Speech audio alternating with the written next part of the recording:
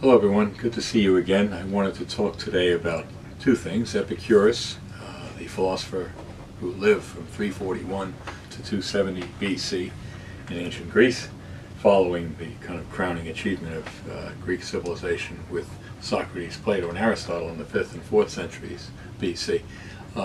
And then I wanted to talk about the normative theories in ethics that comprise the first 7 pages of that book. First, on Epicurus.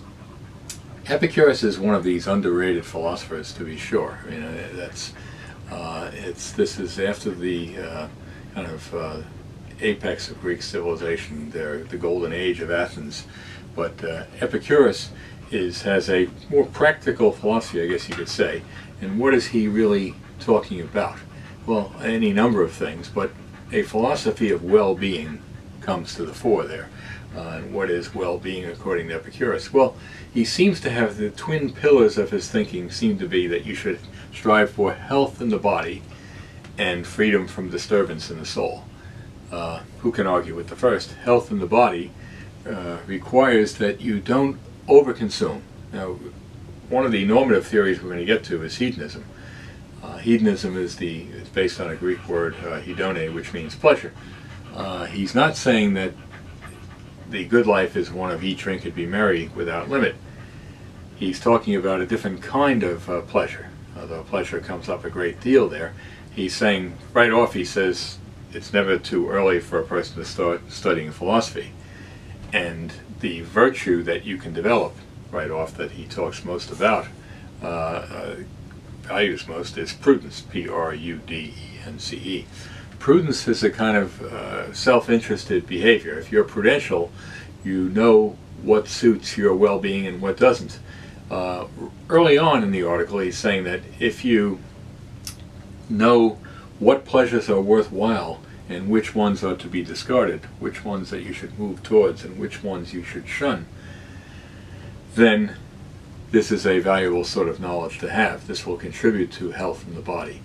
And so he talks about having a good meal as not being one which is full of all kinds of fanciful dishes and too much in the way of portions, but a moderate one, and which can give just as much pleasure, he thinks. And so if you have prudence, then you have a kind of measure, a built-in measure of what pleasures are worthwhile and which are not worthwhile. And so the prudential person will know when enough is enough. So again, the pleasure seekers are associated with the philosophy of kind of eat, drink, and be merry, and not worry about tomorrow. That's not the kind of hedonist that Epicurus is. He's mistakenly put into that class, but it's quite clear in his letter to Menoetius, this short reading that you're doing, letter to a friend, based on his, which ends in his garden where he taught that he's not really talking about a life of immoderation. It's really a life of moderation. When it comes to the second pillar of his thinking, this idea of no disturbance in the soul, he thinks the thing that disturbs people most is the fear of death.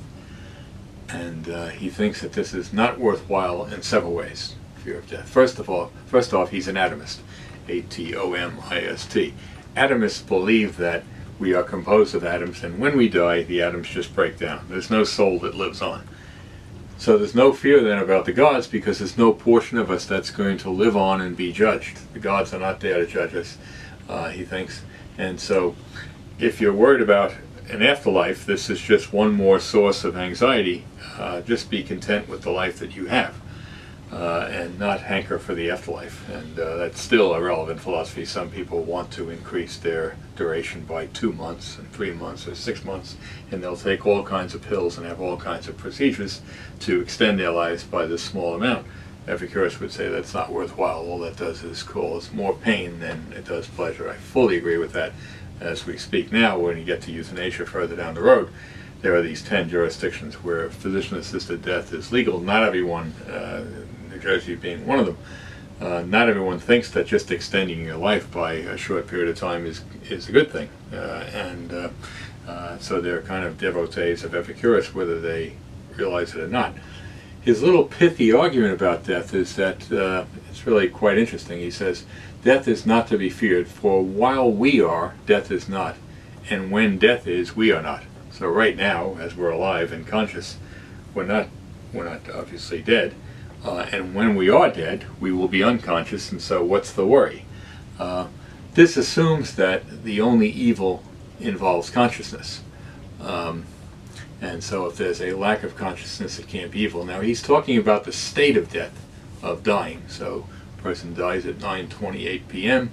and that's the state of death, and that's it. Well, at that moment, sure, they are not conscious, and if you believe as he does, or believe as Socrates does, that death is like a long sleep, that's one of Socrates' beliefs that comes out in this dialogue that Plato wrote called the Apology. Socrates says death is one of two things, where you have it's like a continuous sleep, and whoever refuses to sleep, or your soul lives on, in Socrates' reckoning, and it goes on to meet the other great souls like Homer and Hesiod and Ajax, and you'll meet your true equals there. But that's not part of Epicurus' philosophy, this idea of the soul living on. But so if you're just talking about the state of death, he seems to be right. But if you're talking about what leads up to death, or dying, then there is reason to fear that. That can involve pain, it could involve dementia, and there can be some anxiety about that. So I think his argument only works if you're talking about being dead, not about the run-up to death, that's what people fear, I suppose, most. Some people fear the death state too, to not be conscious, to not be aware, to not exist, terrifies some people, but it's the dying and the prospect of pain, or not being a burden to others by having dementia of some kind, that worries them too. So, but if you can conquer that fear, then you have, in large part, according to Epicurus, you have no longer this source of anxiety. So, freedom from disturbance in the mind and health in the body are the two things that contribute. Two more things to talk about here.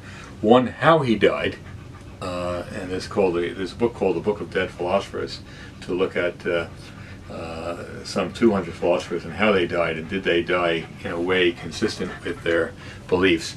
And secondly, the section that some of you talked about, where he talks about natural and necessary pleasures. He says the pleasures that you must pursue are natural and necessary, like food and drink. You need them, they're necessary and they're natural.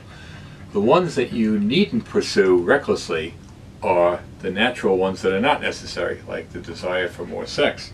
It's natural, but it's not necessary all the time. So this goes back to this notion of prudence, that you'll know which pleasures to pursue and which to avoid. This comes out later, by the way, with utilitarianism, the idea that a good life is a life where you have, on balance, more pleasure than pain.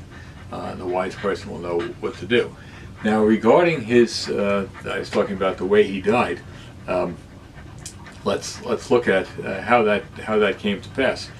He was in renal failure, lived to 71. That's a pretty long stretch at that time, and so in great pain in renal failure, but had his friends around him, and seemed to not to be too concerned about the physical pain that he was feeling, because he was jovial and felt fulfilled to be in conversation and have his friends around him. So the manner in which he died, according to Simon Critchley, who wrote the Book of Dead Philosophers. Simon Critchley is the head of the philosophy department at the New School for Social Research in Greenwich Village. According to Critchley, he died in a manner consistent with his philosophy. Okay, now I want to, in another video, I'm going to talk about the normative theories, but I just wanted to talk to you in this one about Epicurus, which is, I think he's very much an underrated philosopher, and I think he has philosophy you can live by profitably. Okay, so I'll see you right away in this next video on normative theories. Thank you.